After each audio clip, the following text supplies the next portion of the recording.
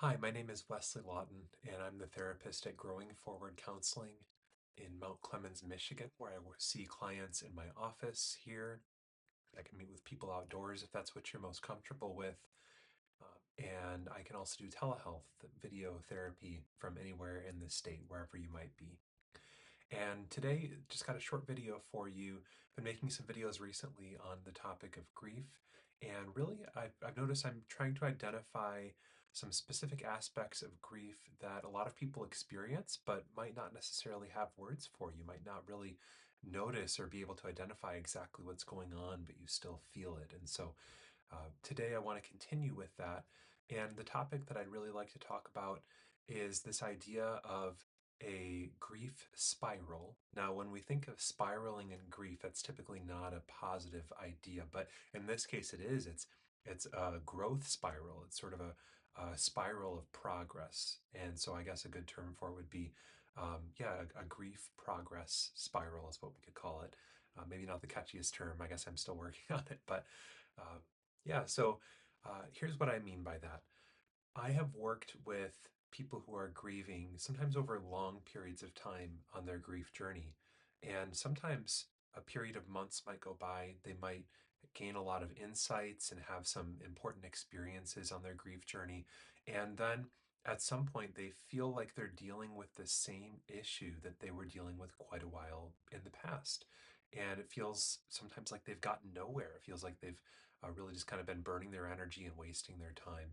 And uh, the way that I think about this, that I find to be helpful, and clients find it helpful too, and I've, in my experience, identify with it and say, yeah, that's what it feels like, is that instead of a sort of process of going forward and then moving backward, it's more like a spiral. And here's what I mean by that. I've got my whiteboard here, and so let me illustrate this. So obviously, I'm going to draw a spiral, but here's what the spiral is and what it means. So, at some point, you have your loss, you have the beginning of a particular grief, and you go along in your life and you express your grief, you get support, you learn, and um, so time passes by as you're doing this work, and then, if enough time goes by and you keep going,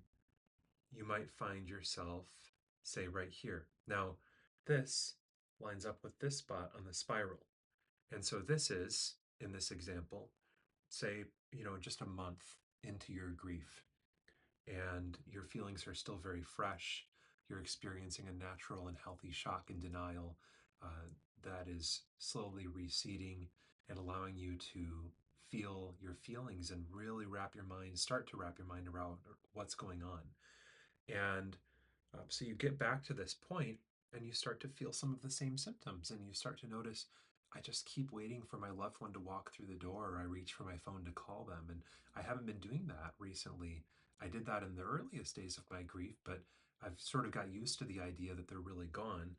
And now I'm doing it again. What's going on? Am I moving backwards? Uh, but what's going on is that you've reached back to this point in your spiral, and you're noticing some of the same symptoms, but you've made all of this progress to get to this point. And so instead of being sort of right next to the beginning of your grief, so to speak, instead of having it be really that fresh, and you haven't really had a chance to journey through your grief and to gain some of those helpful experiences and insights and some of those things I was mentioning, you have all of those things that you have learned up to this point and brought with you. Uh, you haven't lost those things and actually gone back and sort of reset. You have those things with you, and so you're back at the same sort of issue or problem, but you're seeing it with new eyes, or with grown or more mature eyes, so to speak. And so, yes, you're readdressing that same problem, but it's sort of on a new level. You're addressing it in a way that you weren't capable of addressing it at before. So enough time goes by, and maybe you get to this point, and you start to face this same issue that you were facing here. Let's say that this is an issue of reorganizing your relationships with your family members, for example. And so you get to this point and you start to realize that, oh, the dynamics in my family are not working for me again. What's going on? Well, again, it's the same thing. And so here, you had to just sort of adjust.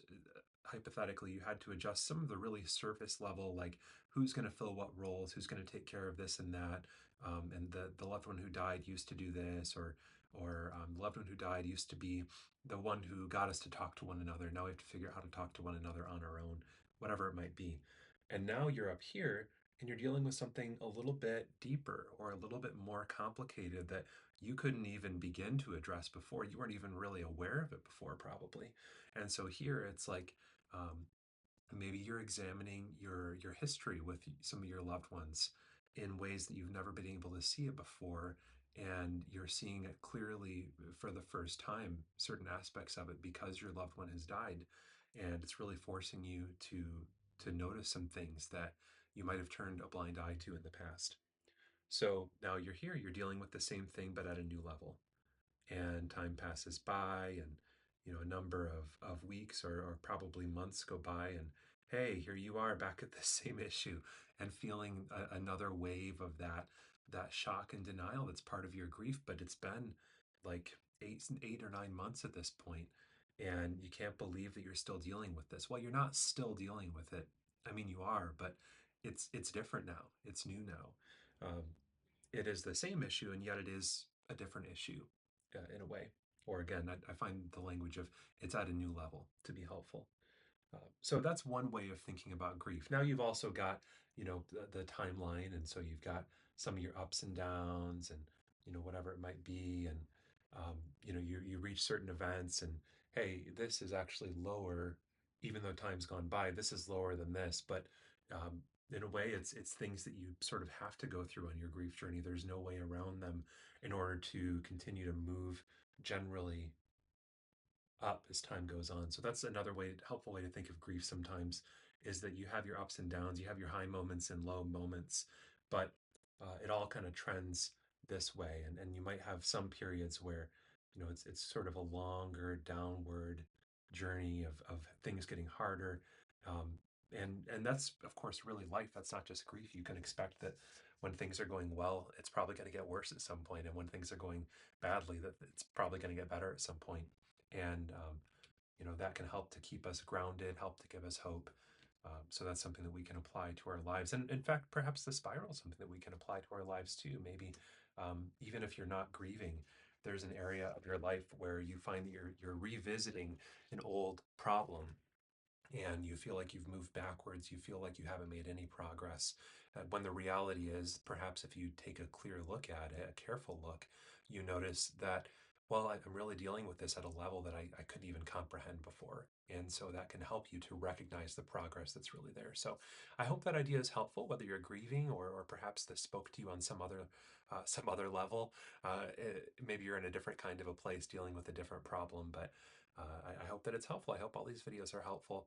And so if you would like a psychotherapist like me to guide you through your grief journey, or some other journey of change or growth, that's an area where I do a lot of work helping clients, and am really honored to see a lot of progress with clients, and to participate on that journey with them. So I'd be happy to do that with you too. Or perhaps you have some other question. If you want to contact me, one great way to do that, if you're not a client yet, would be to email me, and that would be Wes, WES, at gfcounseling.com. Again, my clinic is Growing Forward Counseling. So that's Wes at gfcounseling.com. And I generally see those and reply to those within one business day. So hope to hear from you. And I will plan to see you in the next video. Thank you.